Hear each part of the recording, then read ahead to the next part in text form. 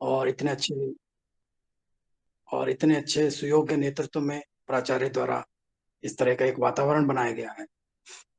अ, सारी महत्वपूर्ण बातें हमारे अग्रज बड़े भाई डॉक्टर मुकुल शर्मा जी ने कही आपके सामने, और मैं ये मानता हूँ कि जीवन में हर एक पड़ाव, बच्चा जिस दिन पहले दिन अपनी प्राथमिक पाठशाला में जाता है, वो दिन और जीवन में जो-जो पड़ाव आते हैं, सब दिन उत्साह से भरे होते हैं और कुछ नया करने की उमंग, कुछ नया देखने की चाह, कुछ नयों से मिलने की जो उत्साह है, वो मानव जीवन के लिए बहुत महत्वपूर्ण है।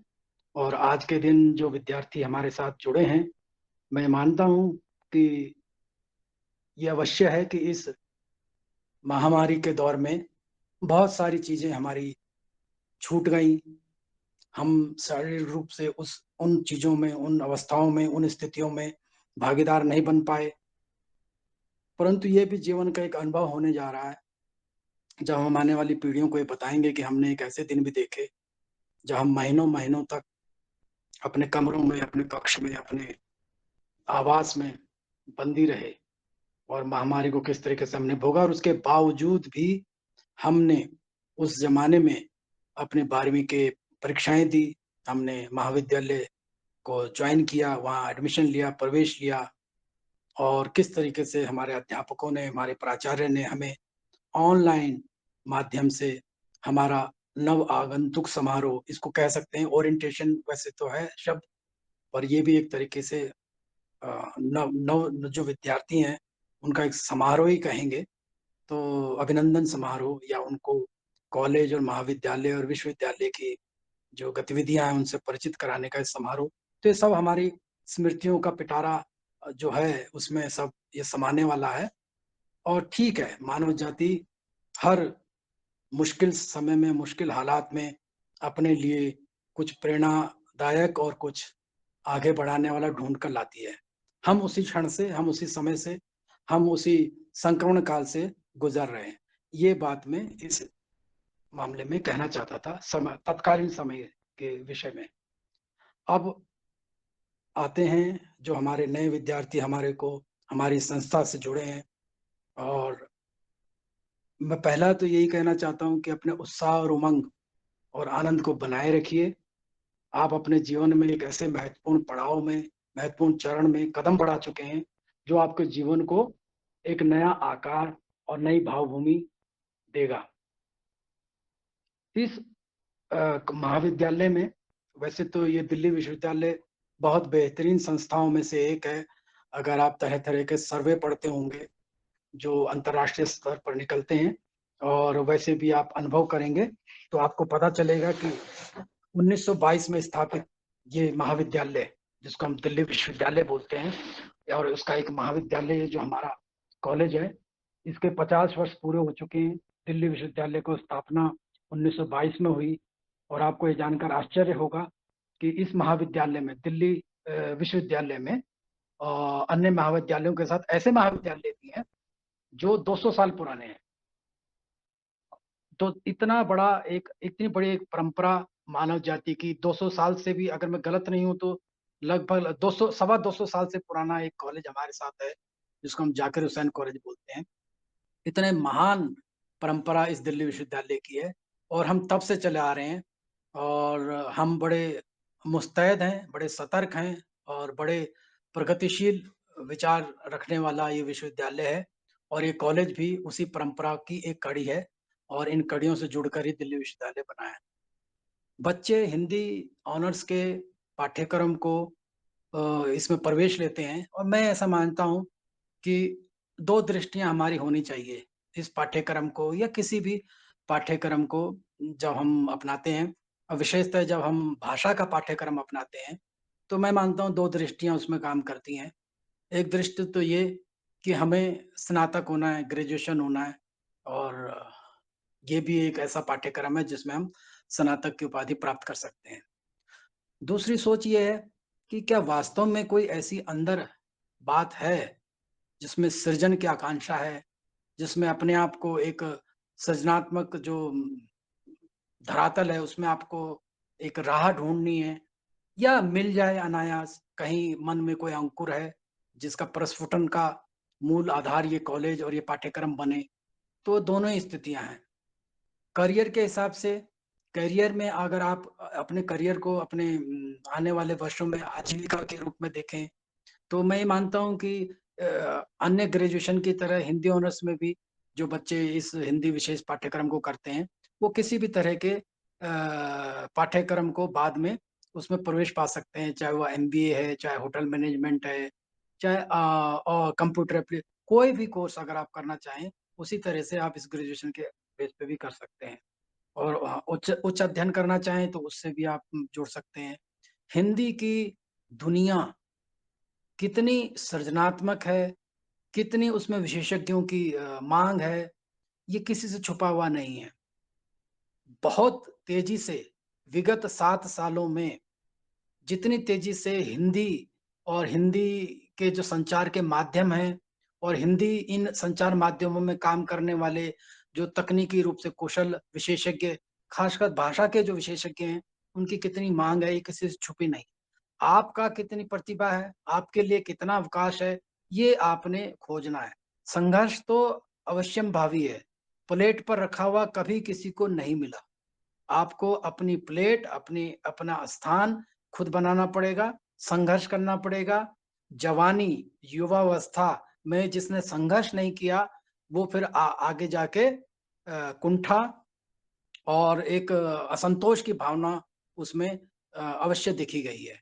तो मैं मानता हूँ आप नवयुवक हैं, उम्र के उस पड़ाव पर हैं जहाँ भरपूर ताकत, ऊर्जा, जोश, उत्साह, आनंद का भाव रहता है। इसका सदुपयोग कीजिए, इसको सही दिशा में लगाइए और एक बात मैं हमेशा कहता हूँ, आप सब लोग सहमत होंगे मेरे विभाग के अन्य मेरे सहयोगी, संगति अगर खराब है, जीवन में कम प्रतिभा हो, जीवन में कम संसाधन हो, जीवन में मैं ये भी मान लेता हूँ कि कम बुद्धि हो, परंतु अगर संगत अच्छी है, तो जीवन में आप वहाँ पहुँच जाएँगे, जहाँ पर अधिक प्रतिभावान, अधिक बुद्धि संपन्न, अधिक संसाधन वाले नहीं पहुँच पाएँगे। जिन लोगों ने अपनी संगति को खराब किया, जिन लोगों ने ऐसे लोगों की संगति में अपना समय व्यतीत किया, जो उसके समय को दुरुपयोग की ओर ले जा रहे हैं, वो जीवन में सबसे ज़्यादा पछताने वाला व्यक्ति होता है। ये इतिहास में सिद्ध है। तो मैं आप सब बच्चों से ये अनुरोध करता हूँ और ये एक चेतावनी भी देता हूँ कि जिन बच्चों की संगति अच्छी नहीं है, जिन बच्चों ने सुसंगति को नहीं अपनाया, वो पछताने वाले हैं। वो अपने संसाधनों का, परिवार के संसाधनों का, अपने व्यक्तिगत संसाधनों का, ईश्वर की तरफ से दी गई बुद्धि जो संसाधन है, प्रतिभा संसाधन है, उसका नाश करने जा रहे हैं, उसको विनष्ट करने जा रहे हैं। महाविद्यालय एक खुला मंच है। यहाँ पर कम प्रतिबंध होते हैं। यहाँ पर किसी से नहीं पूछना होता। यहाँ पर अपनी एक स्वेच्छाचार का एक अपने हिसाब से आचरण करने का बहुत बड़ा स्कोप है। बहिएगा मत, इसके प्रलोभन में मत आइएगा। इन स्वच्छंदताओं का, इस आज़ादी का, इस स्वतंत्रता का ऐसा उपयोग ना कीजिएगा कि 4 साल बाद आपको पछताना पड़े। संगति, अच्छे लोगों की मित्रता, अच्छे लोगों के साथ बैठना आपको कहीं का कहीं पहुँचा देगा। ये मैं आपको एक सलाह भी दे रहा हूँ और चेतावनी भी दे रहा हूँ। बाकी हमारे विभाग में हमारे सहयोगी अपने विद्यार्थियों से बहुत प्रेम करते हैं। प्रेम इस हद तक कि सम्मान देते हैं अपने विद्यार्थियों को। हर तरह की आपको जो परेशानी है, जो आपको दिक्कतें पेश आएँगी, जो आपको लगेगा कि कठिन मौका है, कठिन अवसर है, हमसे अकेले नहीं सँभलेगा, अपने माँ-बाप से, अपने माता-पिता से, भाई-बहन से आप नहीं कह पाएँगे, हिचकिचाएँगे, वो हमारे विभाग का प्रत्येक शिक्षक आपके सामने प्रस्तुत रहेगा और आप उनसे अपनी बात को साझा कीजिए और मैं स्वागत करता हूँ आप लोगों का, आप सभी बच्चों का। बहुत अच्छा महाविद्यालय है, बहुत अच्छे हमारे शिक्षक हैं।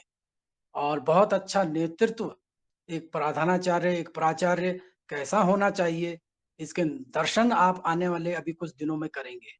ये सौभाग्य है इस संस्था का कि कितनी बेहतरीन कुशल नेत्री प्रधानाचार्य के रूप में हमें मिली है। धन्यवाद। ऋचा जी, आपने मौका दिया, मेरे सहयोगियों ने इतने धैर्यपूर्वक मुझको सुना, आप विद्यार्थियों ने मुझे इतने शांत भाव से सुना, मैं अपना आभार व्यक्त करता हूँ। हाँ, धन्यवाद डॉक्टर चंद्रमोहन रावत जी, आपका हार्दिक धन्यवाद। आपने बच्चों के साथ जुड़कर उनको पुनः आश्वस्त किया कि हम सब उनके साथ हैं और उनको केवल प्रेम ही नहीं करते बल्कि उनको सम्मान देने के लिए भी तत्पर रहते हैं। ये बहुत बड़ी बात है और मुझे लगता है सब विद्यार्थियों ने इसको बहुत ही अच्छे सेंस में लिया होगा और उनको ये लगा होगा कि हम निश्चित रूप से ये विभाग उनके लिए ही है और सदैव उनके साथ जुड़ा रहना चाहेगा। तो इन शब्दों के साथ अब हम हमारे विभाग में आगे हम बढ़ते हैं, अन्य लोगों से परिचित कराते हैं विद्यार्थियों को। तो डॉक्टर जय विनोद कुमार जी हमारे बीच हैं और डॉक्टर जय विनोद को मैं आह्वान करती हूँ कि वो विद्यार्थियों के सामने अपनी बात रखें। वो मध्यकालीन हिंदी साहित्य के विशेषज्ञ हैं और विश्वविद्यालय और कॉलेज के बीच एक सबल सेतु का कार्य करते हैं। जो भी महत्वपूर्ण सूचनाएं, घटनाएं विश्वविद्यालय और कॉलेज के बीच साझा की जानी चाहिए, उसको साथ वो इसके द्वारा भी वो विश्वविद्यालय की गुणवत्ता में और कॉलेज की गुणवत्ता में श्रीवृद्धि करते रहते हैं। और अध्यापन के साथ साथ उनको खेल कूद से संबंधित भी जिन बच्चों को इंटरेस्ट है, तो डॉक्टर जय विनोद जो है वो शारीरिक विकास में, खेल कूद में भी काफी सक्रिय हैं, एनसीसी के ऑफिसर हैं। तो इस प्रकार उनका हिंदी के अलावा भी अन्य जो क्षेत्र हैं बच्चों के विकास से संबंधित, उसमें भी वो योगदान कर सकते हैं। तो नए विद्यार्थियों को मैं बताना चाहूंगी कि डॉक्टर जय विनोद कुमार अब आपके समक्ष प्रस्तुत हैं और अपनी बात आपके सामने रखेंगे। स्वागत है आपका डॉक्टर जय विनोद।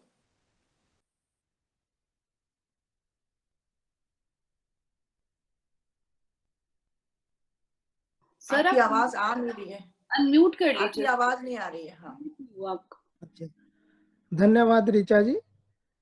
आदरणीय प्राचार्य शीला रेड्डी जी और हमारे विभाग की आचार्य ऋचा जी, हिंदी विभाग का ये उन्मुखीकरण कार्यक्रम, जिसको हम ओरिएंटेशन प्रोग्राम भी कहते हैं, इसमें सभी विभाग के सभी वरिष्ठ एवं सभी सहकर्मी और सभी छात्रों का हिंदी विभाग की तरफ से सभी का स्वागत है। क्योंकि ज्ञान का दीपक, जो हम एक दीपक प्रज्वलित करके करते हैं, हमारे कॉलेज में एक परंपरा रही है कि अभी जो हम आभासी दुनिया में हम आपस में जुड़ रहे हैं, जब हम फिजिकल मोड पे हम सब मिलते, तो हम सबका जो फ्रेशर्स है सबका टीका लगाकर और उन लोगों का एक दीप प्रज्वलित कर कर हम सबका स्वागत करते और कॉलेज में उन लोगों को एक विशेष प्रकार का एक हम वातावरण प्रस्तुत करते। उसके क्योंकि आप लोगों ने हिंदी विभाग, जो श्री वेंकटेश्वरा कॉलेज का एक बड़ा ही प्रख्यात विभाग है, यह विभाग ऐसा है जिसमें सभी जितने भी प्राध्यापक हैं सभी पीएचडी उपाधि प्राप्त हैं और ऋचा जी तो डिलीट हैं और मुकुल जी ने और चंद्र जी ने आपको सभी व्यक्तिगत और सबकी अकादमिक जो उनकी खूबियां रही हैं सबसे अवगत करा दिया है। फिर भी कहते हैं ना, आदमी के हाथ के हैं सब हुनर, आदमी के हाथ के हैं सब हुनर, वरना क्या शक्ति है जो लोहे को नहीं पिघला सकती। तो व्यक्ति के अंदर अपना जुनून होना चाहिए, कुछ सीखने की प्रक्रिया होनी चाहिए, जो उसमें ललक होनी चाहिए। कहते हैं नो नॉलेज विदाउट कॉलेज। जो जीवन है, एक स्कूल की एक सीमाओं को तोड़कर हम कॉलेज में एक उन्मुक्त वातावरण में प्रवेश करते हैं, जहां पर हमें सिर्फ शिक्षा के माध्यम से हमें सिर्फ शिक्षा ही या डिग्री ही प्राप्त नहीं होती, जीवन के विभिन्न पहलुओं से भी हम अवगत होते हैं। घर से बाहर निकलना, लोगों से बातें करना, तरह तरह के हमने कैंटीन से खाना खाना, खेल कूद करना, इधर उधर घूमना, क्लास के अंदर थोड़ा सा और उन्मुक्त वातावरण में हम क्लास उपस्थिति दर्ज कराना। तो स्कूल और कॉलेज के अंदर एक जो ड्रेस कोड होता है हम उसको भी छोड़कर आते हैं। तो इस प्रकार से हम एक उन्मुक्तता में, कहा जाता है कि हम पंछी उन्मुक्त गगन के, तो इस प्रकार से जो हमारे एक स्वतंत्रता है वो हम एक विशेष दायरे से निकलकर बाहर आते हैं। तो बच्चों, हम क्योंकि इस प्रोग्राम में कहते हैं कि कुछ कर गुजरने के लिए मौसम नहीं मन चाहिए, साधन सभी जुट जाएंगे, संकल्प का धन चाहिए। तो इसलिए बच्चों, क्योंकि हिंदी ऑनर्स की डिग्री तो आपको मिल जाएगी, लेकिन जीवन में आगे बढ़ने के लिए हमें बहुत सारे, जो रावत जी ने भी कहा कि हम सिर्फ हिंदी ऑनर्स या डिग्री के बेस पर हम जीवन में आगे नहीं बढ़ सकते। जीवन की बहुत सारी चुनौतियां हैं जिनको हम साथ लेकर उसको समझ, ये हमारी पहली सीढ़ी कहिए जीवन की कॉलेज के अंदर। और हम यहीं पर अगर हमारे हाथ हमारे पैर डगमगा जाएंगे तो हम आगे अपनी मंजिल को कैसे प्राप्त करेंगे। हिंदी के अंतर्गत जो हमारे विभाग की गतिविधियां हैं वो बहुत ज्यादा हैं। आप लोग सब उसमें उस प्रतियोगिता में भाग लीजिए। जैसे कि ऋचा जी ने बताया कि हिंदी के अलावा आप खेलकूद में भी और एनसीसी में भी, क्योंकि एनसीसी जीवन में एक डिसिप्लिन और एकता को सिखाती है, तो इसलिए आप अपने जीवन में भी एक मर्यादित और एक दूसरे की रिस्पेक्ट करने योग्य बनिए। हिंदी की संभावनाएं जीवन में बहुत है। आप ट्रांसलेशन कर सकते हैं, आप रिसर्चर बन सकते हैं, आप संपादक बन सकते हैं। और आजकल तो हिंदी मीडिया, जो सोशल मीडिया है और न्यूज चैनल्स है, सभी में हिंदी की बड़ी आवश्यकता रहती है। तो हिंदी अपने आप में एक सशक्त भाषा है, सशक्त माध्यम है रोजगार पाने का भी, और अपनी प्रतिभा को दिखाने के लिए या उसको प्रस्तुत करने के लिए हमारे विभाग में अनेक अनेक गतिविधियां होती रहती हैं। और आप सब लोग उसमें भाग लीजिए और सब टीचर्स आपका मार्गदर्शन करेंगे। इन्हीं शब्दों के साथ में मैं एक दो लाइनें कहता हूं कि खुशियों पर मौज की रवानगी रहेगी, जिंदगी में कोई ना कोई तो कहानी रहेगी। हम यूं ही कार्यक्रम के चार चांद लगाते रहेंगे अगर आपकी तालियों की मेहरबानी रहेगी। धन्यवाद। धन्यवाद जय विनोद जी। आपकी कवित्वपूर्ण अभिव्यक्ति से सभी सदस्य और सभी छात्र आह्लादित हुए होंगे, और आपकी ये काव्यपूर्ण अभिव्यक्ति से सारे नए जो छात्र हैं उनको रूबरू होने का इतना अच्छा अवसर मिला, इसके लिए हम आपका धन्यवाद देते हैं। और अब हम आगे आमंत्रित करते हैं अब डॉक्टर पूनम सूद, हमारे विभाग की बहुत कर्मठ और चलती फिरती शक्ति पुंज के रूप में हमारे बीच विद्यमान डॉक्टर पूनम सूद जो है वो हिंदी विभाग की एक बहुत ही सक्रिय और बहुत ही समर्थ अध्यापिका है, और बिल्कुल बिंदास निसंकोच रूप से अपनी बात रखने वाली, सबके साथ बहुत ही आत्मीयता से जुड़ने वाली, और कॉलेज के अनेक जो विकास से जुड़े हुए कार्यक्रम है, WDC, NSS, फाइन आर्ट्स, सब में वो सक्रिय रहती है। नाट्य परिषद में भी उनकी सक्रियता, जैसा मुकुल जी ने पहले भी बताया आपको, नाटक सोसाइटी जो उनकी हमारी नाट्य संस्था है अनुभूति, उसमें वो बराबर योगदान देती रही है। और इस प्रकार बच्चों के साथ उनका बहुत ही सौहार्दपूर्ण और बहुत मित्रवत व्यवहार रहता है, ये सभी अनुभव करते हैं। तो उनके व्यक्तित्व की गर्माहट से आप सबको रूबरू कराते हुए पूनम जी हम आपका स्वागत करते हैं, आप अपनी बात सामने रखें। आचार्य रजनीश ने जब विश्वविद्यालय में पहला कदम रखा अध्यापक के रूप में, तो उन्होंने अपने सामने बैठे छात्रों से एक ही बात कही कि आप विश्व के सबसे श्रेष्ठतम अध्यापक से पढ़ने जा रहे हैं।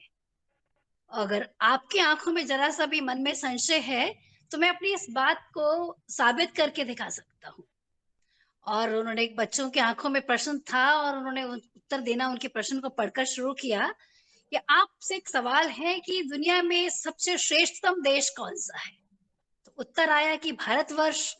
भारतवर्ष का हृदय स्थल क्या है? उन्होंने बोला मध्य प्रदेश। मध्य प्रदेश में सबसे श्रेष्ठतम विश्वविद्यालय कौन सा है? तो बोला सागर यूनिवर्सिटी। सागर यूनिवर्सिटी में कौन सा विभाग ऐसा है जिसकी तूती बोलती है?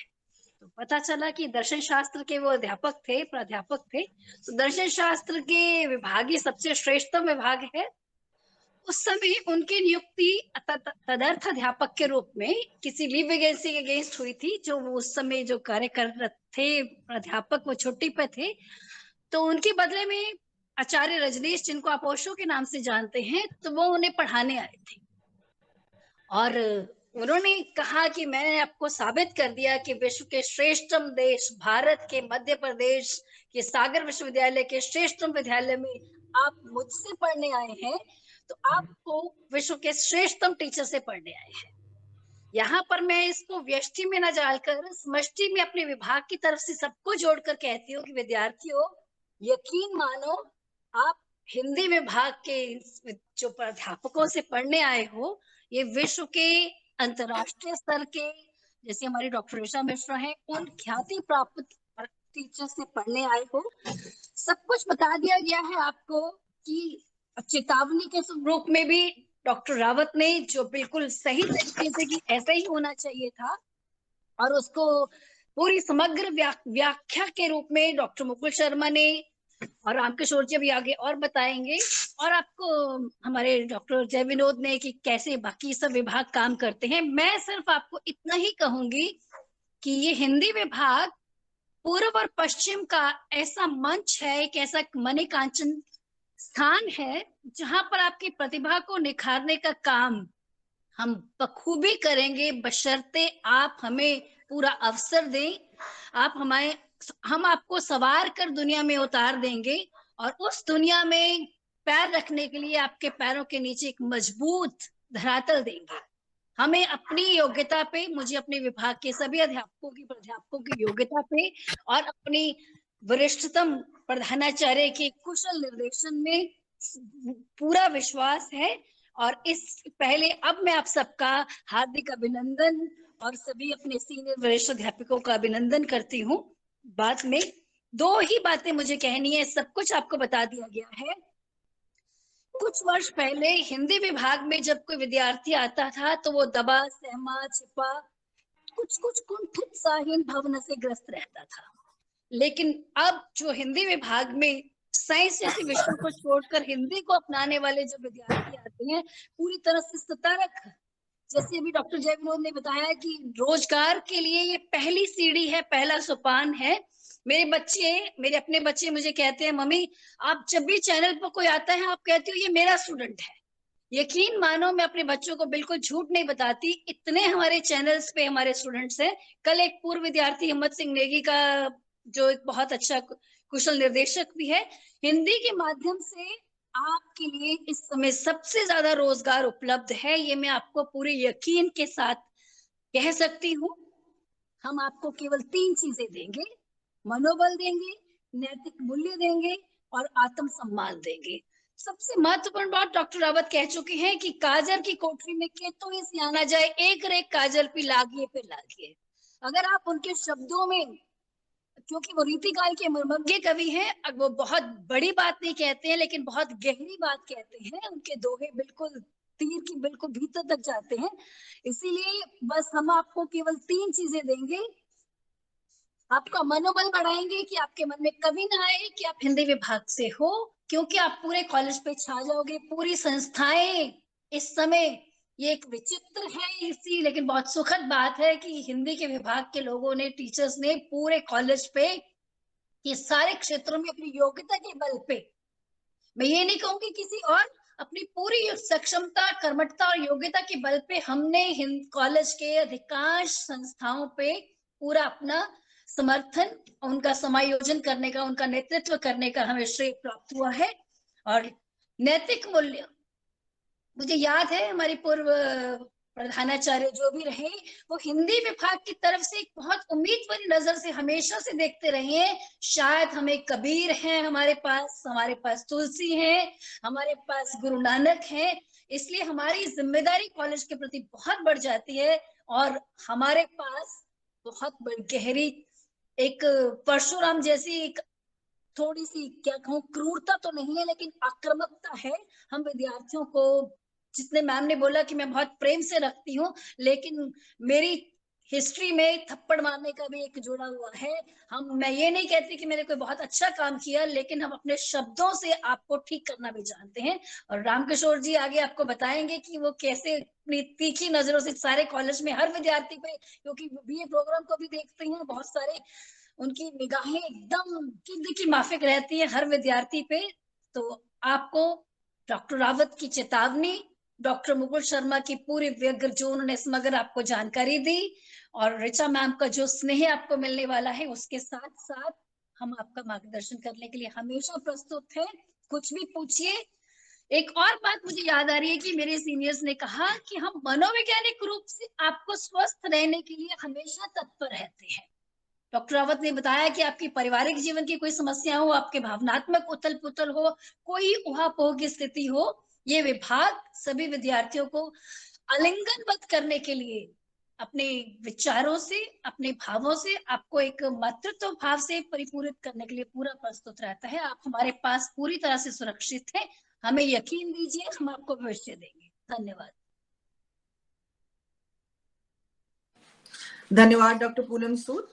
आपने अपने आत्मीयतापूर्ण वचनों से बच्चों को आह्लादित किया और इसके लिए हम आपका धन्यवाद देते हैं।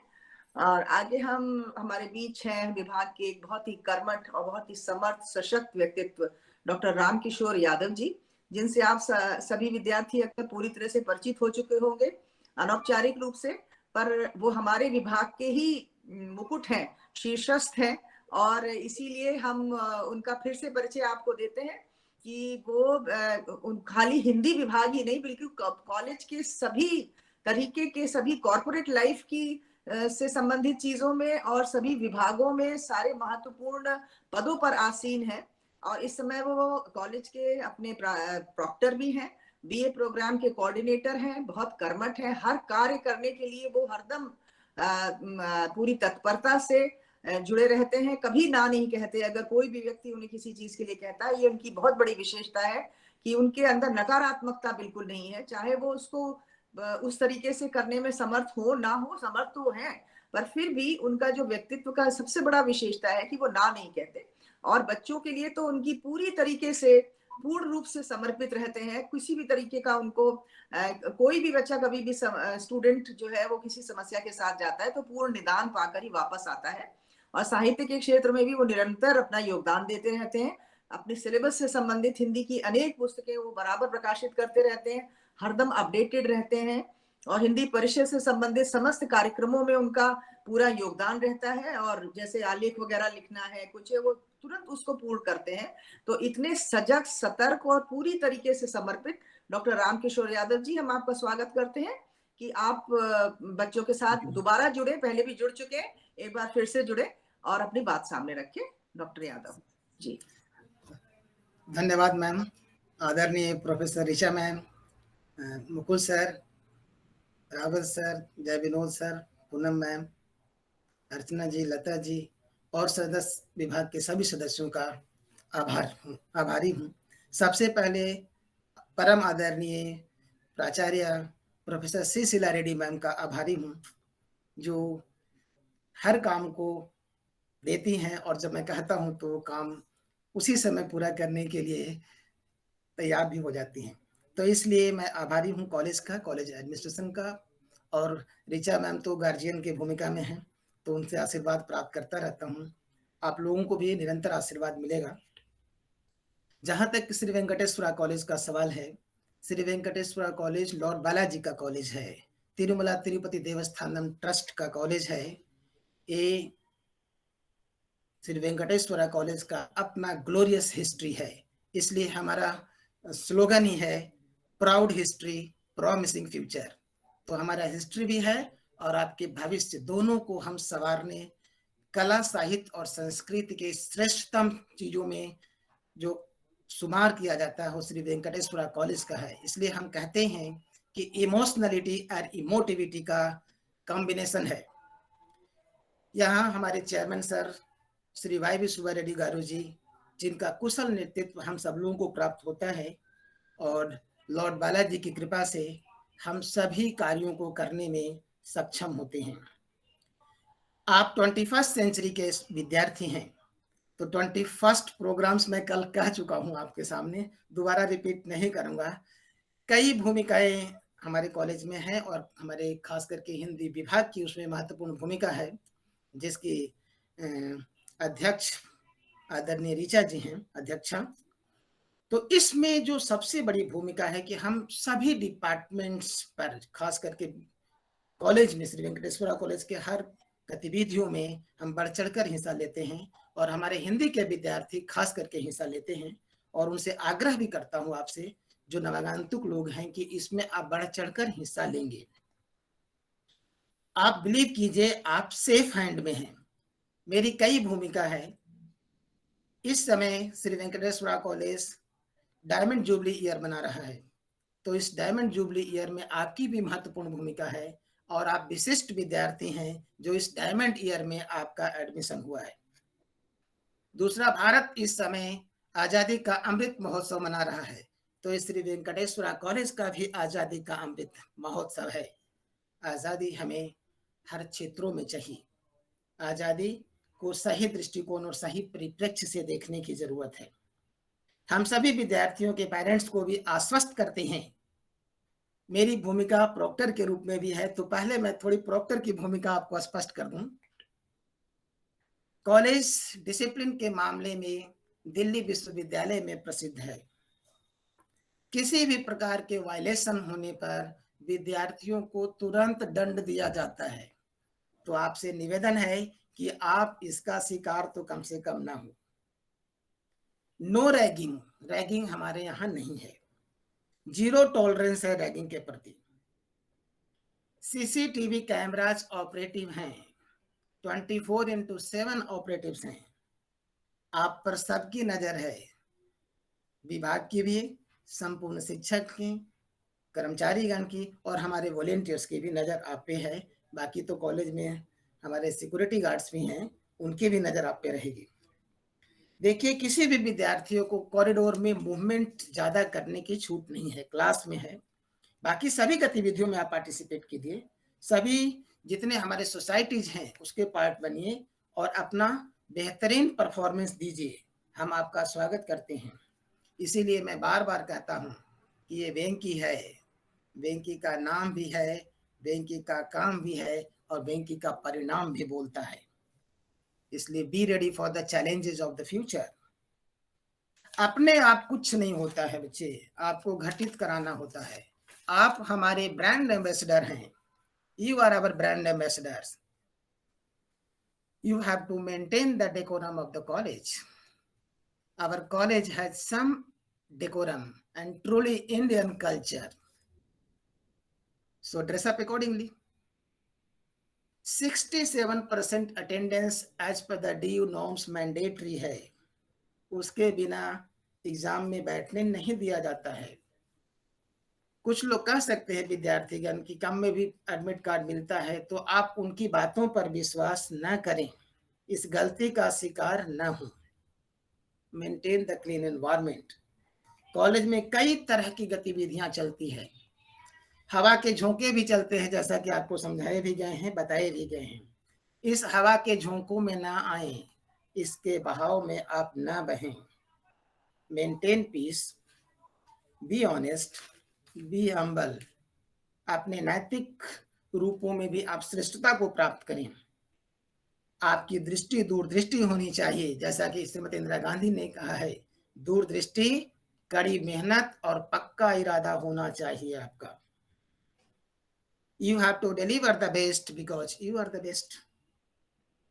स्वामी विवेकानंद तो कहा ही है, stand up, be bold, be strong, take all the responsibility on your shoulders. सारे जो उत्तरदायित्व है आपको अपने कंधों पर लेकर चलना है। और एक आत्मकथा भी है प्रोफेसर बेचैन सर की है, मेरा बचपन मेरे कंधों पर। तो आपका भी कंधों पर ही है पूरी जिम्मेदारी। कबीर को कोट करते हुए कि आपको लोभ नहीं करना है, धोखा नहीं देना है, धोखा नहीं खाना है। कबीर ने लिखा है, मैं कोट करता हूँ, हिंदी साहित्य से हूँ, कि लोभ पाप का मूल है, लोभ मिटावत मान, और लोभ कभी नहीं कीजिए, या मैं कुटुम निदान कबीरा, यम कुटुम निदान। सबसे बड़ी बात है कि जब तक जहां जाएंगे नहीं तहां पहचानेंगे कैसे। You must have fire and desire both in yourself. You have to inculcate certain values, और ये certain values जैसा कि परम आदरणीय मुकुल सर ने आपको बताया है, आध्यात्मिकता से लेकर नैतिक मूल्यों तक की बात की है। ये सब कबीर वहां भी तो कहते हैं, कहे सुने कैसे पाती आई है, और जब लगता आप नहीं जाई हैं। तो पहले देखना पड़ेगा, कहे सुने बातों को आप ना माने, आप अपनी आंखों से देखें और करें। पेंडेमिक ने हमें ऑनलाइन में ले आया है, पेंडेमिक के बाद हम ऑफलाइन में आएंगे तो बहुत सारी चीजों से और भी जो साक्षात्कार होगा आपसे, जो आप चीज देखेंगे करेंगे तो ज्यादा मूल्यवान होगा, मिल जाएगा आपको सारी चीजें। कुछ कमियां भी हमारी होंगी, आपसे ये निवेदन है कि उन कमियों को आप किसी से ना कहिएगा, लेकिन इसका मतलब ये नहीं कि हमें जरूर कहिएगा जिनके पास कमियां होंगी, हम उसे निरंतर दूर करने का प्रयास करेंगे। कॉलेज में सभी जो सोसाइटीज हैं उसमें आप पार्टिसिपेट कीजिए, अपना बेस्ट परफॉर्मेंस दीजिए। आपसे हाथ जोड़कर निवेदन है कि कोई भी हिंदी का विद्यार्थी कम से कम डिसिप्लिन एक्शन का पार्ट ना हो जाए, क्योंकि डिसिप्लिन मेरे पास ही है, तो आप पर कोई कार्यवाही ना करना पड़ जाए, तो ये डिसिप्लिन वाली भूमिका मैं आपको बता रहा हूँ विद्यार्थी। जहां तक कि साहित्य और हिंदी का सवाल है, हिंदी विभाग बहुत समृद्ध है, इसका भी अपना प्राउड हिस्ट्री है, इसकी भी ग्लोरियस हिस्ट्री है और प्रॉमिसिंग फ्यूचर है। तो उस फ्यूचर में जो हमारे विजन है, जिस विजन को लेकर professor C Sheela Reddy ma'am चल रही हैं और उसको गतिमान कर रही हैं आदरणीय ऋचा जी, आप सभी विद्यार्थियों का उसमें सहयोग चाहिए, सभी कार्यक्रम में आपका सहयोग चाहिए। ऐसा ना हो कि कोई विद्यार्थी कह दे कि हमें तो पता ही नहीं जी, तो आप कौन सी दुनिया में रहते हैं कि पता नहीं है। ऑनलाइन दुनिया में तो पता ही होगा आपको, और पता रहना भी चाहिए। इसलिए आपसे विनम्र निवेदन है कि आप बढ़ चढ़कर सभी गतिविधियों में भाग लेंगे। मेरे निर्देशन में ही, या कह सकते मैं ही उसको आगे नेतृत्व दे रहा हूँ, ऋचा मैम के सहयोग से आजादी का अमृत महोत्सव कार्यक्रम चल रहा है, ये पूरे भारतवर्ष में चल रहा है। और मैं आपको एश्योर कर रहा हूं कि अभी तक हम नंबर 1 लीड कर रहे हैं पूरे दिल्ली यूनिवर्सिटी में। कम से कम 20 से ज्यादा प्रोग्राम हमने ऑनलाइन वेबिनार भी करवाए हैं, और बाकी जो भी भारत सरकार ने प्रोग्राम दिए हैं उसको आगे बढ़ा रहे हैं। श्री वेंकटेश्वरा कॉलेज ये फोर फ्रंट पे है। आपसे आशा करता हूं कि आप भी उसमें वॉलेंटियर बनेंगे, आपको उसमें हम सहयोग आपका लेना चाहते हैं, आप सहयोग देंगे उसमें, ऐसी आशा है। आप क्लासेस रेगुलर अटेंड करेंगे, बिना रेगुलर अटेंडेंस के क्लास का कोई मतलब नहीं है। मतलब इसलिए नहीं है क्योंकि आपको बीच से कई चीजें उड़ जाएंगी, इसलिए आप रेगुलर पढ़ेंगे नहीं तो कोर्स कंटेंट भी उड़ जाएगा। मैं जॉन क्रो रैंसम को लाता हूं जो स्ट्रक्चर एंड टेक्सचर की बात करते हैं, तो आपको स्ट्रक्चर और टेक्सचर दोनों क्लियर होना चाहिए। जहां तक कि हिंदी स्ट्रक्चर की बात है, आपको ऋचा मैम सिलेबस वगैरह सब दे देंगे, हमारे पास सिलेबस है, उस सिलेबस की तरफ जाएंगे। आपको 1-2 पेपर पढ़ने हैं, पेपर 1 पेपर 2, इसके अलावा एक जी पेपर होगा, और एक है इस बार एनवायरमेंट स्टडी ईवीएस का पेपर होगा। सेकंड सेमेस्टर में एसीसी होगा। अभी फर्स्ट सेमेस्टर के लिए इतना ही है, बाकी बताते रहेंगे। सारे कंटेंट्स और सारे जो रेफरेंस हैं उसको ध्यान रखना है। श्री वेंकटेश्वरा कॉलेज का जो लाइब्रेरी है आप जाकर देखेंगे, एक सारी महत्वपूर्ण किताबों से भरा हुआ है। आप उसके पेज को पलटिए, देखिए, आपको पता लगेगा कि इसमें कितने महत्वपूर्ण किताबें हैं। शायद कोई नहीं देखेंगे तो धूल ही उस पर पड़ा रहेगा। आप देखते रहिए, आपके पास समय रहेगा। हम लोगों के पास जितना होता है उतना हम लोग भी थोड़ा वो देखते हैं, जितनी समय मिलता है उसके अनुसार करने का प्रयास करते हैं। आपसे जरूर आशा रखते हैं, क्योंकि आप एनर्जेटिक यूथ हैं और इस भारत में 65% आबादी युवाओं की है। तो आप में इमोशनलिटी एंड इमोटिविटी के साथ साथ फायर एंड डिजायर भी चाहिए। भाई हम तो बार बार कहते हैं, वेंकटेश्वर कॉलेज के बच्चों के लिए कहते हैं कि भैया हम तो पानी में भी आग लगाते हैं, बाकी तो छोड़ दीजिए। तो हम आपसे यही आशा करते हैं, आग लगाने का मतलब आग नहीं लगाना है। एनर्जी, आपको जिस एनर्जी है उसको चैनलाइज करते हुए सही परिप्रेक्ष्य में, सही दिशा में उसको उपयोग करना है। So be ready for the challenges of the future.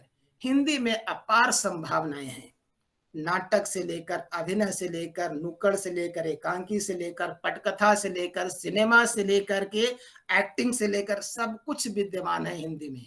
Editorial आप लिखेंगे, संपादकीय लिखेंगे, पुस्तक लिखते हैं आप, कंटेंट राइटिंग आपके सामने एक महत्वपूर्ण चुनौती है आज। जिस तरह से आर्टिफिशियल टेक्नोलॉजी चल रहा है, आर्टिफिशियल इंटेलिजेंस का जमाना है, तो कंटेंट कौन लिखेगा? आप ही तो लिखेंगे। सिर्फ गूगल देवता पर भरोसा नहीं करें। इसलिए मैंने लाइन कोट कर दी है, कहे सुने कैसे पति हैं, जब लगता हाँ आप नहीं जाई हैं। और इसके लिए आपको फिर कबीर के शरण में जाता हूँ। वही कहते हैं, आपको तो ऐसा जैसे कि राम का जो मंत्र हो जाता है, जो राममय हो जाते हैं, उस पर कोई मंत्र नहीं काम करता। वैसे ही कि कोई सांप अगर किसी को काटता है तो कोई मंत्र ही नहीं काम करता। वही पंक्ति कोट कर रहा हूँ कबीर को, शॉर्ट करूंगा, काफी लंबा हो रहा है। कह रहे हैं कि बिरह भुजंगा माता ना बसे, मंत्र न लागे कोई, और राम वियोगी ना जीवै, जीवै तो बहुरा होई। और मैं इसको थोड़ा बदल देता हूँ वेंकटेश्वर कॉलेज के लिए। बिरह भुजंगम तन बसे, मंत्र न लागे कोई, बेंकी वियोगी जो होवे, होवे तो बहुरा होई। इसलिए आपको कॉलेज के साथ जुड़ना है। आप हमारे ब्रांड एम्बेसडर हैं, आप हमारे रिफ्लेक्शन हैं। जो आप करेंगे वही हमें पता लगेगा, नहीं तो लोग कहेंगे कि अच्छा वेंकटेश्वर के बच्चे हैं, ऐसे ही होते हैं क्या? आपसे एक और निवेदन है कि आप आसपास के कॉलेजेस को देख करके अपना नियम नहीं बनाएंगे, आपको अपना निर्णय स्वयं करना है। एक कंपटीशन का युग है, जो रहेगा, जो सहेगा वही आगे बढ़ेगा। जब पढ़ेंगे तभी तो आगे बढ़ेंगे। इसलिए आप आगे बढ़ते रहिए। राम प्रसाद मिश्र की इन पंक्तियों के साथ मैं कोट करूंगा कि वक्त आने दो, हम बता देंगे कि आसमां क्या है। अभी से हम क्यों बताएं कि हमारे दिल में क्या है? तो इसलिए आइए, सरफरोशी की तमन्ना हमारे दिल में है, देखना है जोर कितना, देखना है जोर कितना, बाजुए का दिल में है। थैंक यू, बहुत आभारी हूँ आपका, और आप सबका पुनः स्वागत। परम आदरणीय सभी वरिष्ठ और कनिष्ठ शिक्षकों का आभारी हूँ। थैंक यू, धन्यवाद। धन्यवाद रामकिशोर जी, आपने ओज, उत्साह, वीरता और सारे ही इस तरीके के जो सद्गुण हैं उनका संचार विद्यार्थियों के बीच किया, और वो आगाह भी हो गए और सतर्क भी हो गए, और साथ के साथ ये भी समझ गए कि विभाग जो है वो एक ही तरीके के लोगों से नहीं, अलग अलग तरीके की मणिकांचन सहयोग से बना हुआ है। तो मेरे ख्याल से वो ध्यान रखेंगे इस विषय का। खैर, अब हम आगे चलते हुए अपने अन्य सहयोगियों से हम परिचित करा रहे हैं। डॉक्टर अरुण भारद्वाज जी हमारे बीच हैं।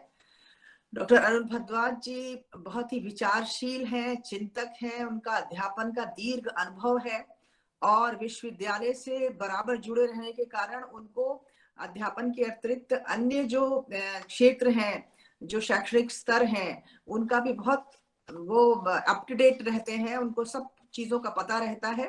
तो जो विद्यार्थी शिक्षा के साथ साथ अन्य चीजों में भी रुचि रखते हैं, तो अरुण भारद्वाज जी जो है वो उनके लिए बिल्कुल सटीक है।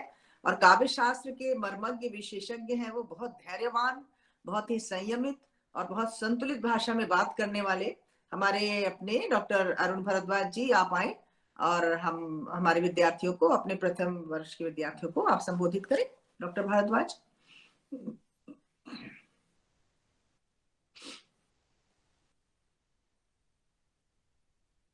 अरुण जी?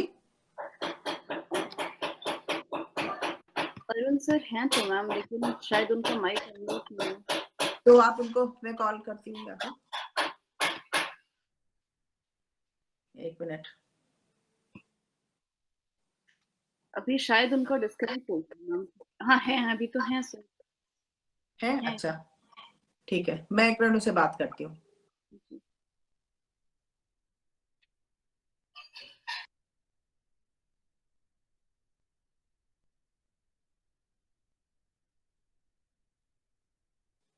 तब तक हम जितेंद्र जी को बुला लेते हैं, अगर अरुण जी के साथ कुछ व्यवधान है तो।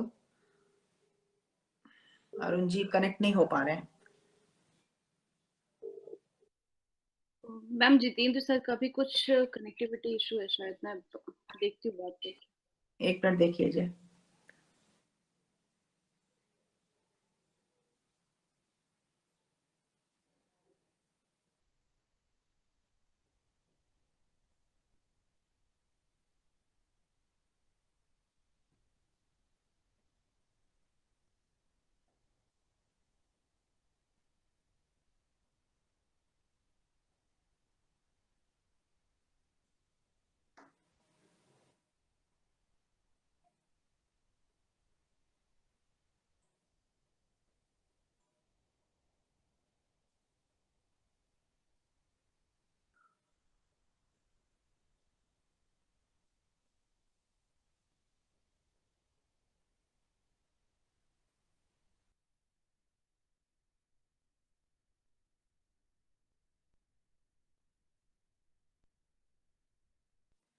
अभी अरुण जी के साथ कुछ इश्यू आ रहा है कनेक्टिविटी, तो जितेंद्र जी ज्वाइन कर रहे हैं हमें, डॉक्टर जितेंद्र वीर कालरा जी, और 2 मिनट लगेंगे, वो ज्वाइन कर रहे हैं।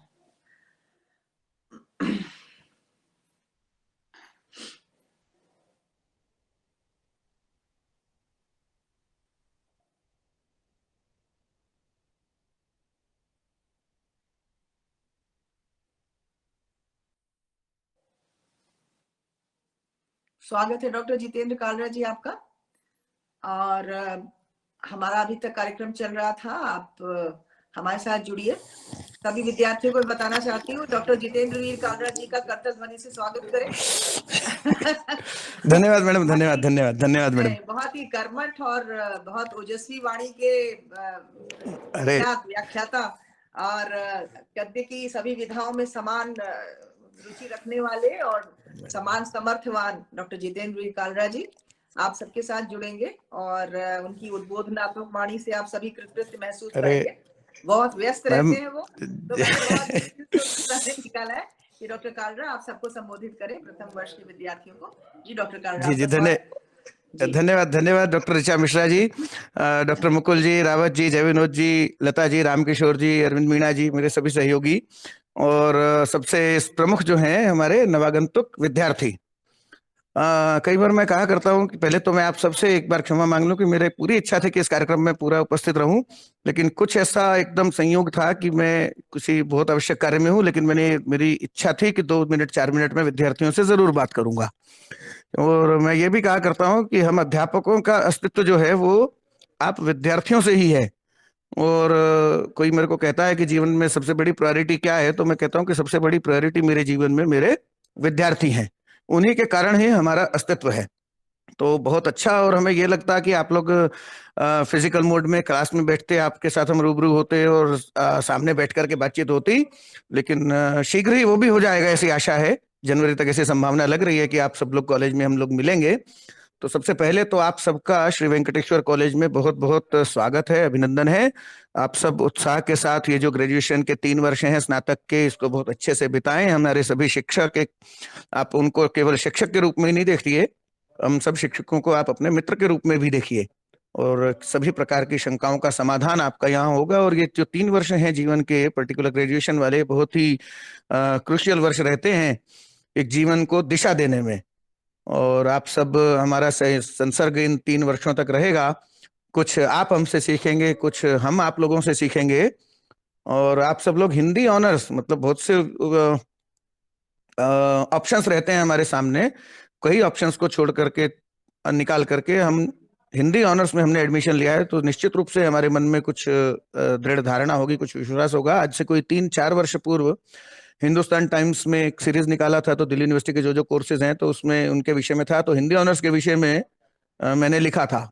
तो उसमें जो एडिटर ने टाइटल दिया था कि Hindi is not the last resort, मतलब एक अंतिम विकल्प के रूप में आजकल हिंदी नहीं है। कभी ऐसा समय था कि जब कहीं एडमिशन नहीं मिलता था तो लोग हिंदी ऑनर्स में एडमिशन लेते थे, लेकिन आज हिंदी ऑनर्स करके आगे व्यवसाय के और आजीविका के इतने अवसर खुल जाते हैं कि वो, और एक भाषा की पकड़, दो चीजें हिंदी ऑनर्स में पढ़ते हुए, दो आयाम है, एक तो साहित्य है तो संवेदना, और उसके बाद भाषा, अच्छी भाषा लिखना, ठीक वर्तनी लिखना, व्याकरण की शुद्धता का ध्यान रखना, ये एक पक्ष है। और धीरे धीरे करके संवेदना का विकसित होते जाना। छोटी सी कविता है कि 7 पंक्तियों की कविता है, लेकिन उस 7 कवियों मैं आपके सबके सामने रख भी देता हूं। सांप, तुम सभ्य तो हुए नहीं, नगर में बसना भी तुम्हें नहीं आया, एक बात पूछूं उत्तर दोगे, फिर कैसे सीखा डसना, विष कहां पाया। इन 7 पंक्तियों, ये साहित्य की शक्ति है कि इन 7 पंक्तियों में सो कॉल्ड एलिट और सभ्य और नगरवासियों को एकदम नग्न रूप में आगे हमारे समक्ष रख देते हैं। तो आप लोग अपनी संवेदना को भी विकसित कीजिए, साहित्य के आस्वादन करने की, हमारे साहित्य शास्त्र में, काव्य शास्त्र में उसके लिए शब्द है सहृदय। तो साहित्य का आस्वादन हर कोई नहीं कर सकता, उसके लिए भी योग्यता अर्जित करनी पड़ती है। उसके लिए शब्द है, सामाजिक भी शब्द है, सहृदय भी शब्द है। तो वो सहृदय बनना पड़ेगा, जिससे कि हम न केवल अभिधा बल्कि लक्षणा और व्यंजना की गहराइयों तक जाकर के उसकी जो सभी अर्थ छवियां हैं वो समझने के योग्य हम बन सके। और भाषा की दृष्टि से व्याकरण की शुद्धता, इन दोनों आयामों को हम पकड़ के रखेंगे। और एक बात और मैं कक्षा में भी कहा करता हूं कि आप हिंदी ऑनर्स कर रहे हैं तो इसका अर्थ कहीं भी एक बार भी मन में ये मत लाइएगा कि आपको मैथ्स ऑनर्स करने वाले या फिजिक्स ऑनर्स या बायोकेमिस्ट्री ऑनर्स करने वाले से थोड़ा कम मेहनत करने की जरूरत है। कई बार मन में लगता है कि यार हम साइंस के विद्यार्थी नहीं है, और ह्यूमैनिटीज में भी हिंदी के, जो कि हमारी मातृभाषा है, लेकिन उस मातृभाषा में भी पढ़ने को, करने को, लिखने को इतना कुछ है, I can say sky is the limit. लेकिन अपनी क्रिएटिविटी को, अपने बौद्धिक आयाम को उच्च रखना होगा। आप सबका पुनः एक बार स्वागत है। मैं जल्दी शीघ्र ही एक बार, अभी तो कक्षाएं भी शुरू हो जाएंगी, मेरे पास फर्स्ट ईयर की कक्षाएं भी हैं, तो शीघ्र ही आपके साथ जब पहली कक्षा में मिलेंगे तो फिर विस्तार से चर्चा करेंगे। धन्यवाद, फिर से स्वागत है सबका। धन्यवाद ऋचा जी। हाँ, धन्यवाद।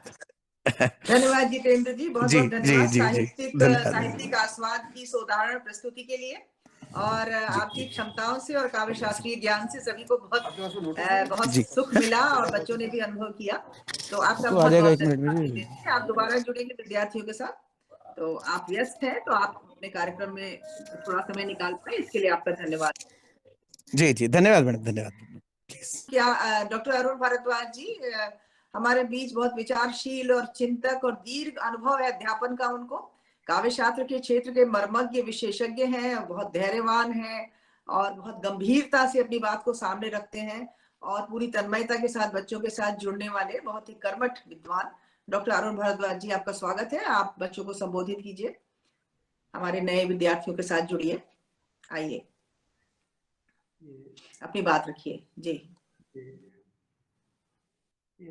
मेरा नाम अरुण भारद्वाज है और मैडम ने बहुत अतिरेक से मेरा परिचय कराया है।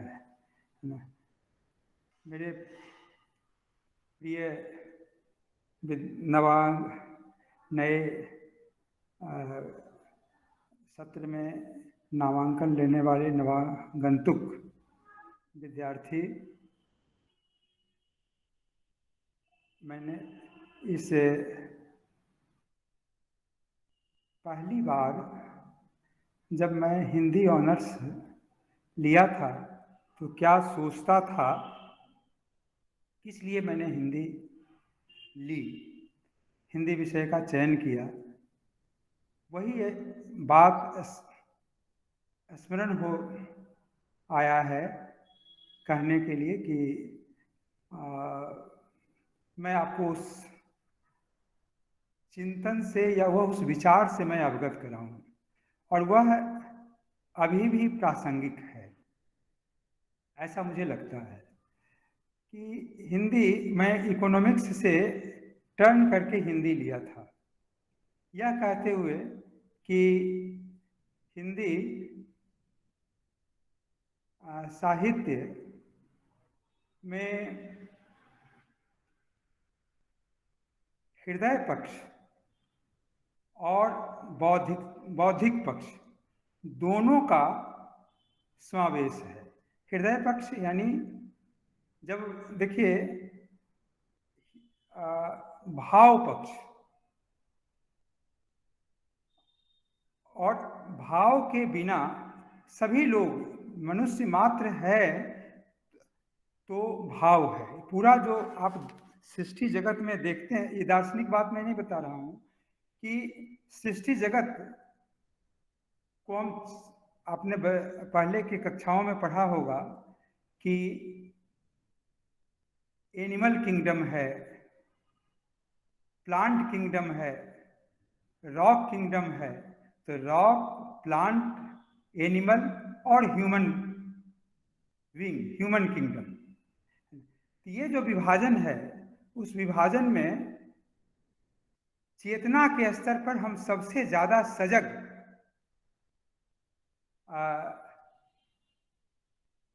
कैटेगरी में, श्रेणी में हम आते हैं।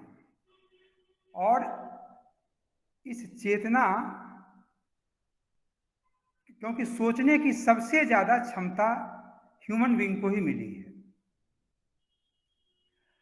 और उसके बाद आप जानते हैं कि जानवरों से तो मेरा, हम लोगों का संबंध है ही ह्यूमन भी, एनिमल किंगडम से।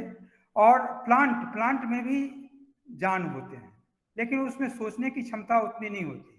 और फिर वो रॉक किंगडम। इस चेतना के जो दो पक्ष हैं, चेतना थोड़ा ऊपरी शब्द है, मुकुल जी का विषय है, यानी चेतना से जो नीचे का है वह हृदय पक्ष और विचार पक्ष, बुद्धि पक्ष। और यह दो बातों से हम, दो पक्ष से प्रत्येक विद्यार्थी अवगत होगा, हृदय पक्ष। और इसको और थोड़ा सरलीकृत करें तो हृदय पक्ष भाव पक्ष से जुड़ा हुआ है, और भाव कविता का पूरा संबंध, संगीत का पूरा संबंध, जो भी कला माध्यम है उसका संबंध, या सौंदर्य से, वह भाव पक्ष से जुड़ता है, संबद्ध है। और तर्क की जो श्रेणी है, यह घटना कैसे, यानी पूरा का पूरा जो विज्ञान है, वह विज्ञान का संबंध बुद्धि पक्ष से है। साहित्य में, अब यही साहित्य का रोल आता है, कि भूमिका आती है कि साहित्य का जो पक्ष है, एक और भाषा भाव से है, और भाव प्रत्येक व्यक्ति में मौजूद है। हम बहुत यहाँ, हमने जो आप लोग अधिकांश अधिक अंक लाकर यहाँ आए हैं, हमने एडमिशन जो लिया था उसमें अधिक 90% से ज़्यादा ही अंक है लोगों को, या 85 से तो ज़्यादा ही है। आप उसमें विज्ञान और कॉमर्स के भी लोगों ने एडमिशन लिया है। तो क्यों आखिर मैं हिंदी पढ़ने की उत्सुकता जगी है? तो ये हिंदी साहित्य में भाषा भी है और साहित्य भी है। तो साहित्य का संबंध भाव पक्ष से है, और भाव हम सभी लोग, मैंने अभी कैटेगरी जो किया कि जो सृष्टि में जितना भी जो चराचर जगत है, चराचर मतलब चर और अचर। चर अचर क्या है, मैंने ह्यूमन, ये रॉक किंगडम की बात की, और चर जगत चलने वाला, उसमें प्लांट किंगडम, एनिमल किंगडम और ह्यूमन बीइंग की बात है। ये जो विभाजन है, इसमें सबसे ज्यादा उत्कृष्ट रूप से, यानी भावों का वर्णन या भाव सभी लोगों में मौजूद है। इन्हीं भावों को हम साहित्य में पढ़ते हैं। इसकी पहचान प्रथम वर्ष के से ही अब तक हम लगभग 30 वर्षों का अध्यापन का अनुभव हो गया, अभी भी हम नहीं कर पाए हैं। इसलिए आप भावों की पहचान, अब भाव क्या है वो आप कक्षाओं में पढ़ेंगे, लेकिन भाव की अनुभूति पढ़ें या ना पढ़ें हम सभी लोग करते हैं। तो यह इस भाव की पहचान आप अवश्य करें। एक आदमी को पहचानना हो, यह भाव, उसमें भाव की जरूरत पड़ेगी। ये भाव इकोनॉमिक्स वाला भाव नहीं है।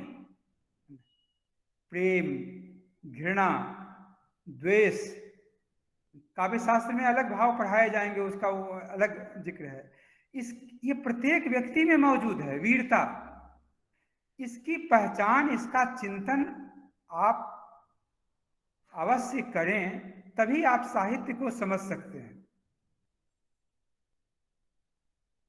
इसलिए मेरा आपसे अनुरोध है, और मैंने आपको पहले भी कहा था कि शुरुआत में, कि इसी भाव की पहचान, इसी के लिए मैंने साहित्य लिया। तो भाव की पहचान किताबों में तो आप पढ़ेंगे ही, साहित्य में, उपन्यासों, कविताओं में, कविता में, उपन्यास में, कहानी में, लेकिन वह तो बाद की बात है। अपने भीतर की जो भाव है उसको पहचानिए। अपने मित्र मंडली की, अपने परिवार के जो भाव हैं, माँ का जो स्नेह देती है उसके भाव को पहचानिए। पिता का जो और आपके बीच में जो संबंध है, उस संबंध पर थोड़ा सा चिंतन करना शुरू कीजिए। और फिर उसको जब आप किताबों में पढ़ेंगे, गोदान में जब आप देखेंगे, तमाम तरह की जो कविताएं हैं उसमें देखेंगे। छोड़ दीजिए कविता, संगीत में जब आप हिंदी फिल्मों को, आपके जो गाना को जो आप सुनते हैं, उसमें जब भावों को आप की तलाश करेंगे तो लगेगा कि वो दूर का भाव नहीं, हमारे भीतर के ही भाव है। तो साहित्य का संबंध भाव का ही अध्ययन है। मनोविज्ञान का भी है संबंध, लेकिन मनोविज्ञान उन भावों का वैज्ञानिक विश्लेषण करता है। साहित्य में वैज्ञानिक विश्लेषण जैसे ही आता है वैसे ही वो बुद्धि का विषय बन जाता है। आपने एक फूल को देखा, ये हवा जब चलती है तो पत्तियां, नए नए जो कोमल वृक्ष में से उगी हुई जो पत्तियां हैं वो हिलती हैं। उधर जब आपकी नजर जाए, सुबह का सूर्य, शाम का उगता हुआ, ये अस्त होता हुआ सूर्य, चांद, यह सबको देख, कविता का विषय तो यही है ना। साहित्य का विषय यही है, सामग्री यही है। इसी सामग्री को जब हम अपने भाव से जोड़ देते हैं तो कविता बन जाती है।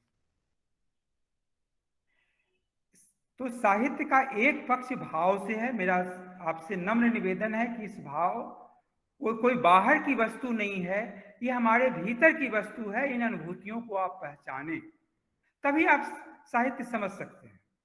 और दूसरा जो इसका पक्ष है वह है उपादेयता का। भाषा की उपादेयता, जो अब आप देखिए, यह वरदान जो भगवान के द्वारा हमें मिला है, ह्यूमन बीइंग को मिला है, भाषा का, उस भाषा का को भी समझने की जरूरत है। वही भाषा भाव में प्रकट होकर कविता बन जाती है। वही भाषा भाव में, ये बुद्धि में से प्रकट होकर न्यूटन का सिद्धांत बन जाता है, आइंस्टीन का सिद्धांत बन जाता है, तो हीगल का दर्शन बन जाता है। तो ये भाषा की और पूरा का पूरा जो भाषा की जो उपादेयता है उसको भी आप समझने की जरूरत है। तो मैं तो यह मानता हूं और शुरू से अपने विद्यार्थी काल से मानता आ रहा हूं कि साहित्य का मतलब और हिंदी साहित्य का अर्थ सरलीकृत मत कीजिए। इसे कोई विषय नहीं मिल रहा था, मैं हिंदी पढ़ लिया, नहीं नहीं नहीं नहीं। अभी हम लोगों ने ऋचा जी के नेतृत्व में एक ऐसा प्रोग्राम हुआ कंप्यूटर से के क्षेत्र में, यानी टेक्नोलॉजिकल लैंग्वेज के रूप में हिंदी। तो मार्केट की जो भाषा है, मीडिया की जो भाषा है, मार्केट और मीडिया में हिंदी की जो उपयोगिता है, यह आपको भाव से अलग हटकर बाजार की में आपके महत्व को प्रतिपादित करेगा, आपके महत्व को बताएगा। यही उपादेयता के, इसी उपादेयता के चलते इकोनॉमिक्स का महत्व है, इसी उपादेयता के चलते बायोकेमिस्ट्री का महत्व है, इसी उपादेयता के चलते आपको हिस्ट्री पॉलिटिकल साइंस का महत्व है, यानी सोशल साइंस और नेचुरल साइंस का महत्व उपादेयता के चलते। और या कॉमर्स का ले लीजिए, तो साहित्य के पढ़ने वाले विद्यार्थी जो सही सीरियस विद्यार्थी हैं और आप लोग अच्छे अंक लाए हैं, प्रत्येक जो विद्यार्थी है अपने घर का हीरो है, नायक है। और साहित्य में आपको दूहरी चुनौती से निपटना है। एक और भाव की पहचान करने के बाद जो साहित्य में आपको मिलेगा, और दूसरी ओर उपादेयता का, यानी जो भाषा का क्षेत्र है, यह दोनों से आप संपूर्ण मनुष्य बन सकेंगे। एक अच्छे मनुष्य का निर्माण, यानी पढ़ाई हम केवल अच्छे जॉब पाने के लिए नहीं करते हैं। पहले, आज से 500 साल पहले, 200 साल पहले कह लीजिए, अच्छा मनुष्य बनना लक्ष्य था। तो ये साहित्य आपको जॉब भी दिलाएगा यदि आप जागरूक रहेंगे तो, और अच्छा मनुष्य भी बनाएगा। और जब अच्छा मनुष्य, ये मैं अनुभव करता हूं और नवागंतुक विद्यार्थियों से भी मैं ये अपेक्षा करता हूं कि आप इन दोनों पक्षों को में सामंजस्य बनाते हुए जब आप आगे बढ़ेंगे तो आपका काफी नाम होगा, कैरियर के क्षेत्र में भी और अच्छे इंसान बनने के क्षेत्र में भी, मनुष्य बनने के क्षेत्र में भी। ये इसी बात को, इतनी सी बात जो मैं फील करता था, आपको बताना चाहता था। अनुभूतियों की पहचान कीजिए और मित्रों, अपने अनुभूति को, जो फीलिंग है, उसका बौद्धिक रूप से विश्लेषण जब आप करेंगे भाषा में, ये काम आप आरंभ करिए। मार्केट के पास आप नहीं जाएंगे, मार्केट आपके पास आएगी। जॉब की बात कर रहे हैं, मार्केट मतलब जॉब की बात। यही कहना था मुझे। ऋचा मैडम ने हमें समय दिया, इसलिए मैं उनका आभार व्यक्त करता हूँ। धन्यवाद डॉक्टर अरुण भारद्वाज जी, आपका बहुत बहुत धन्यवाद। आपने बहुत सुलझे हुए ढंग से ये जो दार्शनिक भाव और सैद्धांतिक रूप से भाव, विचार और उनके विश्लेषण को, और साथ ही साथ जो बाजार में प्रचलित हिंदी है वो किस प्रकार उससे भिन्न होते हुए भी उसके साथ जुड़कर हमारे विद्यार्थियों के लिए बहुत ही सकारात्मक भूमिका अपना सकती है, इसका जितना सूक्ष्म विवेचन आपने किया वो बहुत ही सारगर्भित था। और उसके लिए मैं पुनः आपको धन्यवाद देती हूँ डॉक्टर अरुण भारद्वाज।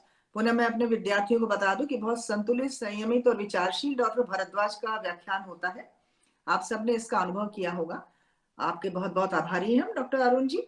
और अब हम अपने बीच डॉक्टर अर्चना, जिनसे आप सब विद्यार्थीगण अनौपचारिक रूप से परिचित हैं, औपचारिक रूप से मैं उनका परिचय देती हूँ। वो सबसे हमारे हिंदी विभाग में सबसे नई ज्वाइन करने वाली अध्यापिकाओं में से एक हैं, और नाटक के क्षेत्र में उन्होंने पीएचडी की हुई है, और वो यूनिवर्सिटी टॉपर रह चुकी है, अपने बैच की भी टॉपर है। 6 साल का अनुभव है उनका अध्यापन का, और बहुत सुप्रतिष्ठित विश्व महाविद्यालयों में उन्होंने पढ़ाया है। तो ये हमारे लिए बहुत हर्ष का विषय है कि इस समय वो हमारे विभाग में अपनी सेवाएं दे रही हैं।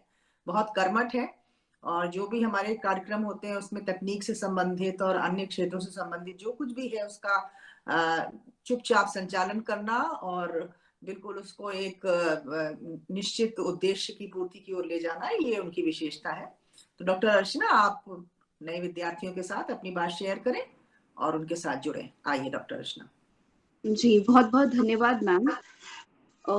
विभाग के वरिष्ठ अध्यापकों को मेरा प्रणाम, और आदरणीय professor C Sheela Reddy ma'am को भी मेरा नमस्ते। वो अभी नहीं है, वो हमारे साथ थी। सबसे पहले तो मैं आप सभी विद्यार्थियों, नए विद्यार्थियों का स्वागत करती हूँ विभाग में। और जैसा कि मैम ने बताया कि मैं नई हूँ इस कॉलेज के लिए, इस विभाग के लिए, तो मुझे लगता है कि एक टीचर के रूप में, एक फैकल्टी मेंबर के रूप में भी मुझे बहुत कुछ सीखने को मिल रहा है इस विभाग से। तो निश्चित तौर पे जब अब आप एक विद्यार्थी के रूप में जब इस विभाग से जुड़े हैं, तो आपको भी बहुत कुछ सीखने को मिलेगा यहाँ के अनुभवी शिक्षकों से। डॉक्टर ऋचा मिश्रा मैम है या डॉक्टर मुकुल शर्मा सर हैं, इनसे बात करके ये ज्ञान का अद्भुत भंडार है अपने आप में। मैं इनसे लगातार सीख रही हूँ, लगातार बात करती हूँ और सीखती हूँ, हर दिन सीखती हूँ। और मुझे उम्मीद है कि आप लोग भी जो है वो सीखने की पूरी कोशिश करते रहेंगे और सीखने की प्रक्रिया अपनी जारी रखेंगे। और मैं सभी जो शिक्षक हैं, विद्वान शिक्षक हैं हमारे, वे आपको सब कुछ बता चुके हैं सारी बातें। बस मैं इसमें एक दो बातें और जोड़ देना चाहती हूँ कि विभाग जो भी कार्यक्रम कराता है, जो भी सेमिनार कराता है, आप ये ना सोचें कि इस सेमिनार में जाकर क्या होगा, मतलब हमारी क्लास में तो अटेंडेंस हो जाती है तो वहां जाकर क्या होगा।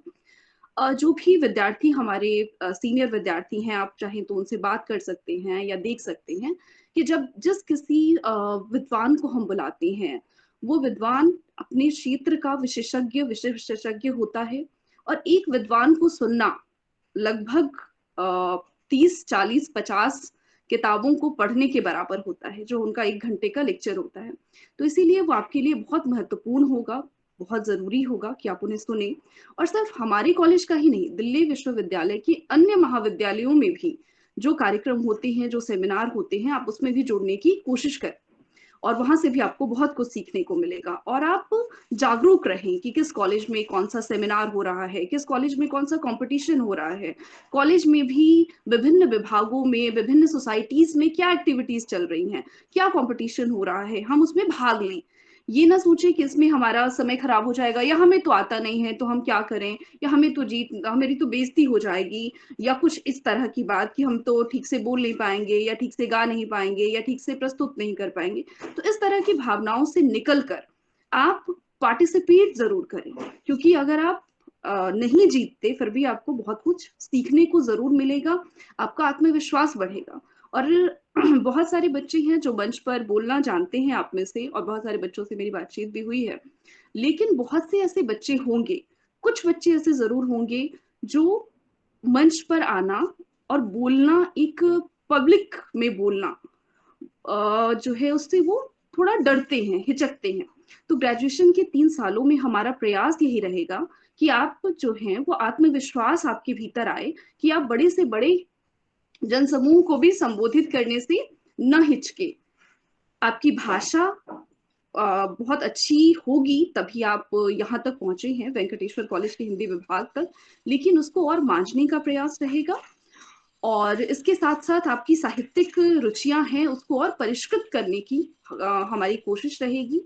और हमारी कोशिश रहेगी कि हम आपकी अगर साहित्यिक अभिरुचियां नहीं भी हैं तो उसको जागृत करें, हैं तो और परिष्कृत करें और उसका वर्धन करें, ये हमारा प्रयास रहेगा। और इसके साथ साथ करियर को ध्यान में रखते हुए भी क्या ऐसी तैयारियां हैं, क्या ऐसी प्रक्रियाएं हैं जिससे गुजरकर आप भविष्य के लिए खुद को तैयार कर सकते हैं, उसके लिए भी आपको तैयार करने की हमारी कोशिश रहेगी। कुछ बच्चे आते ही पहली क्लास में पूछना शुरू कर देते हैं, मैम हमें तो यूपीएससी करना है, मैम हम क्या करें। तो मैं सबसे पहली चीज उन बच्चों को यही बताना चाहूंगी कि मैम हमें तो राइटिंग में जाना है, हमें जर्नलिज्म में जाना है, हमें इसमें जाना है, उसमें। सबसे पहली चीज जो आपका सिलेबस है, जो आपका पाठ्यक्रम है, आप उससे पूरी तरह परिचित रहें और आप अपने पाठ्यक्रम को बहुत सीरियसली पढ़ें। और जो आप देखेंगे कि दिल्ली विश्वविद्यालय की वेबसाइट पे जो आपका पाठ्यक्रम दिया गया है, उसके नीचे बहुत सारी संदर्भ ग्रंथ सूची लगी हुई है। तो उन रेफरेंस बुक लिस्ट से गुजरना भी आपके लिए बहुत जरूरी है। पाठ्यक्रम में एक लेखक या एक कवि आपको लगा दिया जाता है, लेकिन उसके साथ साथ अन्य कवियों को भी, उनके समकालीन कवियों को, उनके पहले के कवियों को, उनके बाद के कवियों को भी पढ़ना कितना जरूरी है, ये आपको समझने की जरूरत है। यानी आप जितना पढ़ेंगे, भाषा पर आपकी पकड़ बनेगी, भावों की अभिव्यक्ति आपकी सशक्त होगी और आप खुद को बहुत अच्छे से अभिव्यक्त कर पाएंगे। खैर, मुक्तिबोध तो रचना के क्षण बताते हैं, हम उस पर इतनी बारीकी में नहीं जाएंगे, लेकिन मुख्य बातें यही है कि आप एक तो समय पर कक्षा में आए और समय से पहले आपको लिंक दे दिया जाएगा और आपको ऑफिशियली जो है टीम पर आपकी आईडी बन गई है और मैं टीम पर ही क्लास लेती हूँ। अगर कोई गूगल मीट पर, कुछ शिक्षक गूगल मीट पर भी आपकी क्लास लेते हैं, तो आप लोग गूगल मीट से जुड़िए और समय से पहले आपको लिंक दे दिया जाता है ग्रुप में या आपके सीआर के माध्यम से। मैम अभी परिचित कराएंगी, आपकी परिचय करवाएंगी सीआर का, तो उनके माध्यम से हम लिंक साझा कर देंगे शिक्षक, और आप उस क्लास में जुड़िए। क्लास में जुड़ने की कुछ एडिकेट्स भी ध्यान में रखिए, क्योंकि अभी आप, मुझे लगता है कि आप लोग इतने मैच्योर हैं, इतने समझदार हैं, लेकिन फिर भी कुछ बच्चे जैसे अपनी बहुत जो है कुछ अलग फोटोग्राफ्स वगैरह जो अपनी डीपी में या कुछ इस तरह से मेल में लगाते हैं, तो वो ठीक है, आपका पर्सनल है। लेकिन जब जिस ईमेल आईडी से आप जुड़ते हैं क्लास में, उसमें कैसी फोटो लगी, आप अपनी फोटो लगाइए, बिल्कुल ठीक है, लेकिन आप कोई भी ऐसी फोटो या कोई भी ऐसी पिक्चर लगाते हैं जिसे आपको लगता है कि आप अपने टीचर या विद्यार्थियों के साथ आप क्लास में आ रहे हैं, आप ये सोचिए कि आप एक सामूहिक मंच पर जा रहे हैं उस फोटो के साथ, तो इस चीज का ध्यान रखेंगे। जैसे मैंने पिछले बैच में भी ये चीज नोटिस की थी, कई बच्चे बहुत अलग तरह से कुछ फोटोग्राफ्स वगैरह अपनी डीपी में लगा देते हैं, उन्हें लगता है कि हम बहुत अच्छे लग रहे हैं, लेकिन क्लास में जाने के कुछ एडिकेट्स हैं, कुछ तौर तरीके हैं जो थोड़ा सा उसका हमें ध्यान रखना चाहिए। और आप इतने समझदार और हैं खुद कि आप इसका ध्यान रखेंगे, लेकिन फिर भी मैंने थोड़ा सा इसकी तरफ आपको इशारा कर दिया है। और एक चीज का ध्यान रखेंगे कि आप, क्लास आपके लिए ओपन है, शिक्षक आपसे, जैसे कि रावत सर ने भी बताया, कालरत सर ने भी बताया कि बहुत मित्रवत व्यवहार करते हैं, और लेकिन आप मित्रवत रहेंगी, बातचीत होगी, और लेकिन हमेशा आप एक जो विद्यार्थियों की सीमा होती है, गरिमा होती है, उसका जरूर पालन करेंगे। और मुझे उम्मीद है कि आप सब जो विद्यार्थी हैं वह इन सब बातों का ध्यान रखेंगे, और आप सबका मैं पुनः हार्दिक स्वागत करती हूँ और मिलते हैं क्लास में। मैं भी फर्स्ट ईयर को पढ़ा रही हूँ और फिर क्लास में और बातचीत होगी। धन्यवाद मैम जी। धन्यवाद डॉक्टर अर्चना। और सब बच्चों ने सुना होगा, डॉक्टर अर्चना ने आप लोगों को पूरा परिप्रेक्ष्य समझाया आपकी गतिविधियों से संबंधित, किस प्रकार आप क्लास में जुड़े, किस प्रकार आपकी अन्य क्रियाएं होंगी, और झिझके नहीं और अपने आप को, अपना संबल बनाए रखे वगैरह। तो काफी बातें, सभी अच्छा लगा मुझे कि आज लगभग सभी अध्यापक उपस्थित थे और सभी के साथ हमारे प्रथम वर्ष के बच्चों की बात हो पाई, और सबने ये महसूस किया होगा कि हम सब अध्यापकों के बीच एक बहुत ही आंतरिक सौहार्द है और हम एक दूसरे के प्रति हरदम एक आत्मीयता का अनुभव करते हैं, एक परिवार की तरह अनुभव करते हैं। ये बात जरूर है कि कभी कभी किसी से कुछ अगर थोड़ा बहुत मानव वृत्ति है और मनोविज्ञान है, चलता रहता है, क्योंकि मनुष्य का स्वभाव ही है कि वो कभी विचलित होता है, कभी बहुत अच्छा महसूस करता है। ये सब छोटी छोटी क्षणिकाएं जो है, ये एक वृहद उद्देश्य के बीच में आड़े नहीं आती, और वो वृहद उद्देश्य जो है वो हिंदी विभाग का ये है कि हमारा विभाग जो है वो एक सर्वांग संपूर्ण व्यक्तित्व के विन्यास के लिए कटिबद्ध रहे। विद्यार्थियों को ये अनुभव होता रहे कि हम खाली कविता कहानी नहीं पढ़ रहे हैं, बल्कि जीवन की पाठशाला में बैठे हुए हैं। जीवन की पाठशाला में बैठ के हम अच्छे बुरे, कम ज्यादा, ऊंचे नीचे, हर तरीके के क्षणों को पूरी तरह से भोग पा रहे हैं, और उनमें लिप्त होकर हम जब निकलेंगे तो हमारे पास बहुत से ऐसी मणियां होंगी जिनको हम अपने पूरे जीवन भर संजो कर रखने में समर्थ हो सकेंगे। तो समय भी काफी हो चुका है और सब अपनी बात अच्छी तरह से कह चुके हैं अध्यापक, और आगे भी हम सब अपनी अपनी कक्षाओं में विद्यार्थियों से बात करते रहेंगे, अलग अलग कार्यशालाओं में भी जुड़ेंगे। तो मैंने पहले ही अपने प्रथम वर्ष की एक छात्रा है अमृता वर्षिनी, उनको क्लास का रिप्रेजेंटेटिव बनाया है। उसका नंबर हमने सभी अध्यापकों के साथ शेयर किया है और मेल भी किया है, सबने देखा होगा। तो उसके माध्यम से, अमृता वर्षिनी के माध्यम से सभी अध्यापक अन्य विद्यार्थियों के साथ जुड़ेंगे अपनी कक्षाओं में। जब जैसे जैसे वो जुड़ते जाएंगे और आगे बढ़ते जाएंगे तो हम खाली ये एक ओरिएंटेशन जो कि औपचारिकता थी, अन्य मंचों पर भी हम जुड़ेंगे विद्यार्थियों से और अपनी बात का हम आदान प्रदान जारी रखेंगे। तो मुझे लगता है कि अब हम अपने इस जो समागम है, जो हमारा आंतरिक समागम है, उसकी अंतिम क्षणों तक आ गए हैं और हमें इस अवसर पर फिर से अपनी प्राध्यापिका प्रोफेसर डॉक्टर शीला रेड्डी जी का हार्दिक धन्यवाद देती हूँ कि वो अपने व्यस्ततम क्षणों में से हिंदी विभाग के लिए हरदम कुछ पल निकालती हैं और हमें अनुग्रहित करती रहती हैं।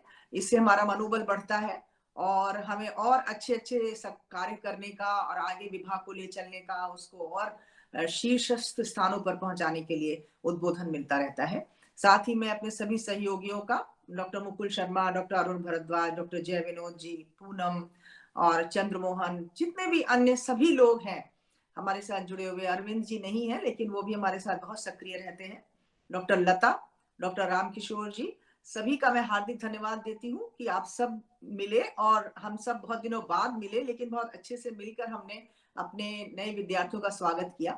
तो इसी के साथ हम अपनी गोष्ठी को संपन्न करते हैं और सभी विद्यार्थियों के साथ जो फर्स्ट सेमेस्टर के टीचर्स हैं वो जुड़ेंगे अपनी अपनी अलग अलग कक्षाओं में।